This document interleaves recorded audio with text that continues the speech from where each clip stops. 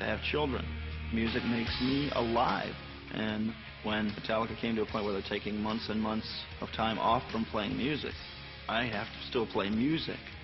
Jason made this record that he was super proud of, and he was told, you know, by James, you know, that he couldn't, you know, put that record on.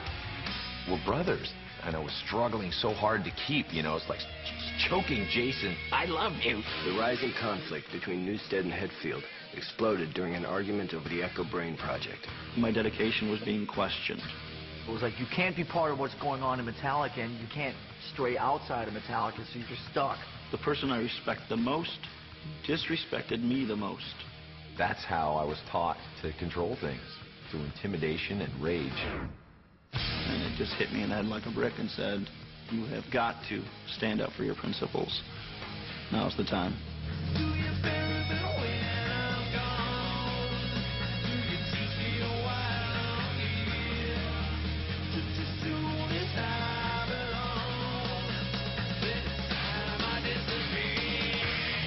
I really love Jason. I respect him a lot as a friend and a musician.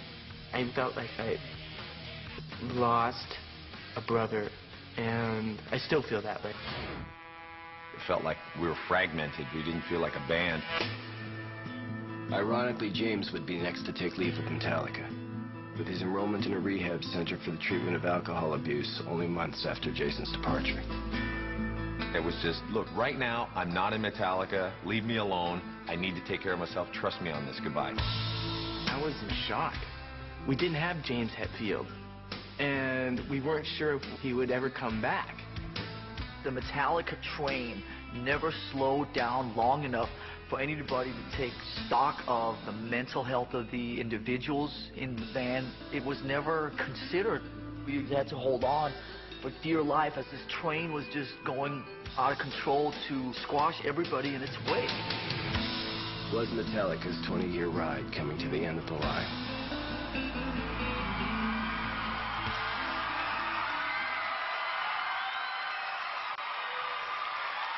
There's some heavy emotions going on, especially the first couple of bits there.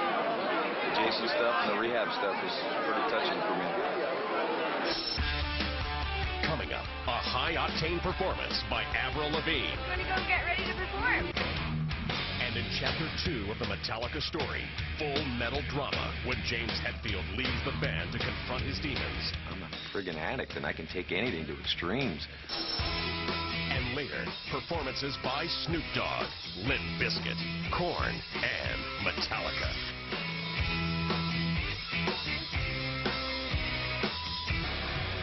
From Stained, please welcome Aaron Lewis and Mike Mushon.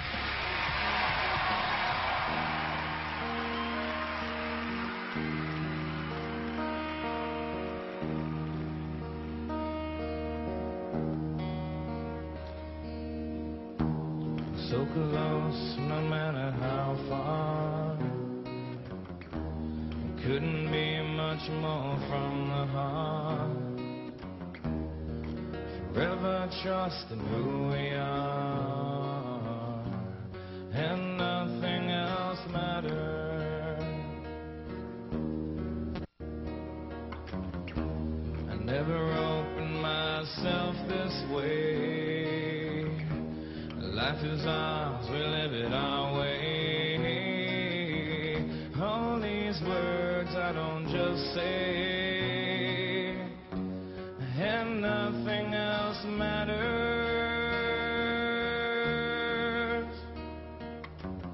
Trust I seek and I find in you. Every day for something new. Open mind for a different view, and nothing else matters.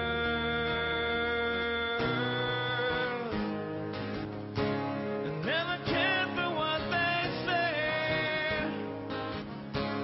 never cared the games they play, never cared for what they know, and I know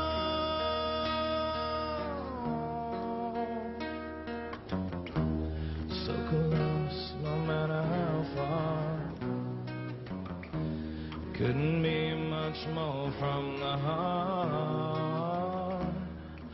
Forever trusting who we are, and nothing else matters.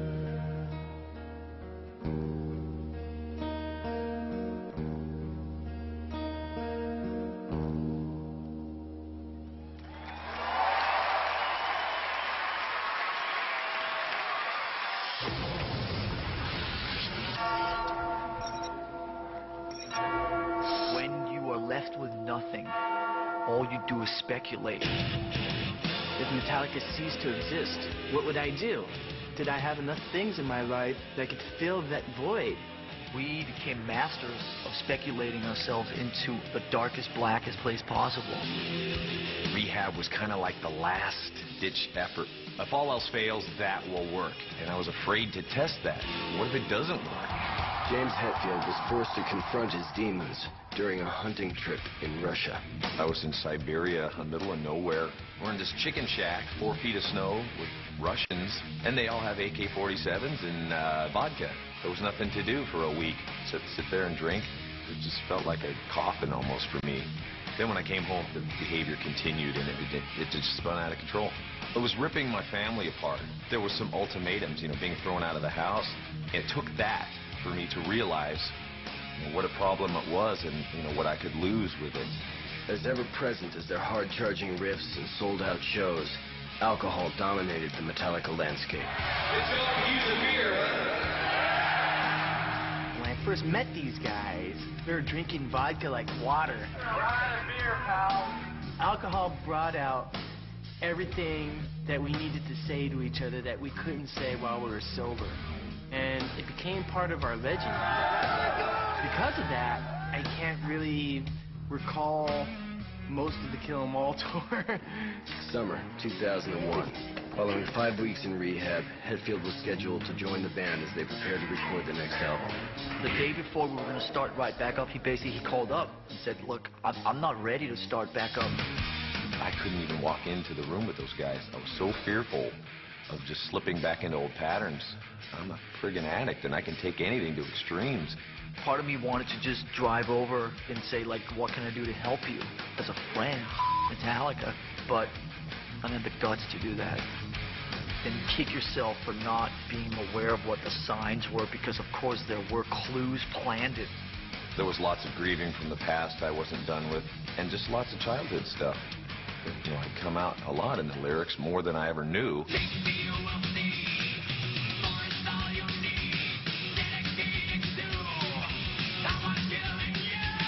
I'd be writing about stuff I'd never tried, heroin or cocaine. There's no way I felt I had an addictive personality. I was pinning that tag on everyone else.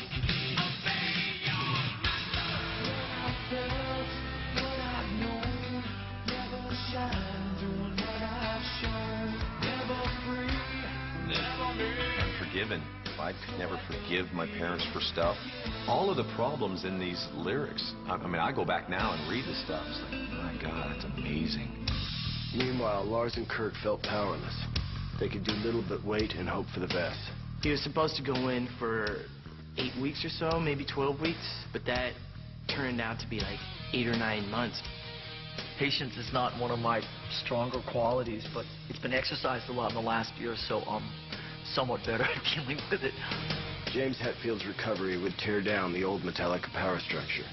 Now deprived of their longtime fuel of alcohol and internal conflict, could a renewed Metallica still burn with the same fire?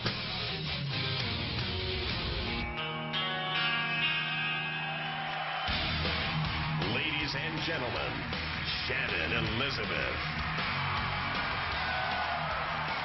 I'm proud to be here tonight to represent for the female rock fans in the house. Although the boys in Metallica have always appealed to many of their own mankind, the truth is that women are just as moved by their sound. And now, I'm thrilled to introduce a small woman who rocks big. To burn on fuel from Metallica's Reload album, let's hear it for Avril Lavigne! Give me fuel, give me fire, give me another set of